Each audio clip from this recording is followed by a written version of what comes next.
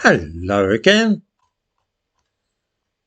The war between Russia and Ukraine is now heating up to boiling point because of liberal and left-wing people in Britain and America. After more than 2 years, both Russia and Ukraine had more or less fought themselves to a standstill. The war had settled down to trench warfare and practically a stalemate. It is quite possible that the struggle would just have fizzled out, with Russia left in control of the Crimea and a couple of provinces in the east.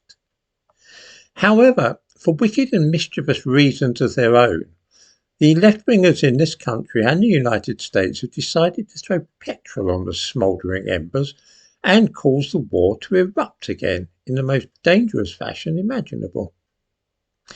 This is being done not because anybody cares particularly about the Ukrainians, but rather because it will make it quite possible for Keir Starmer and Joe Biden in particular to put one over on Donald Trump and make life difficult for him when he becomes president in 6 weeks or so.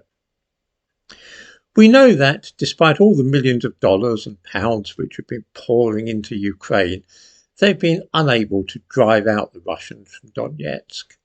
It has been a bit embarrassing for Joe Biden, and now for Keir Starmer as well.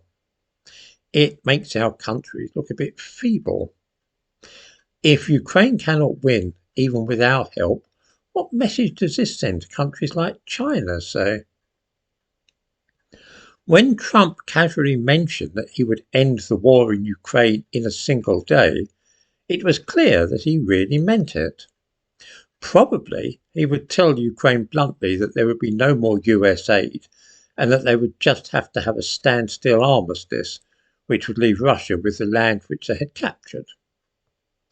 This was the best outcome Ukraine could expect, and they might very well have accepted, although with great reluctance, that this was how things would be. How awkward for the current administration in the United States if that happened. They would look like hopelessly incompetent people, and that could affect the next presidential election in 2028. It was therefore decided to ensure that the war would flare up and become so ferocious that there was no chance at all of Trump being able to end it. This was done by both Britain and the United States, supplying Ukraine with Storm Shadow cruise missiles and then telling them to fire them into Russia. It was a catastrophic move, which guaranteed a fearsome response from the Ivans, which has now come. For the first time in human history, an intercontinental ballistic missile has been launched into space and its warheads landed in the city of an enemy. ICBMs fly up out of the Earth's atmosphere and then they break into separate warheads, each of which is independently targeted. The warheads which landed on the Ukrainian city of Dnipro were high explosive rather than nuclear, but the message could hardly be plainer. Carry on and you might see nuclear weapons landing. The war has now reached outer space. This war, which could indeed have been ended by Donald Trump in 24 hours, has now entered a new and horribly dangerous stage, one in which Britain is directly participating in and making possible by encouraging cruise missile on Russian territory.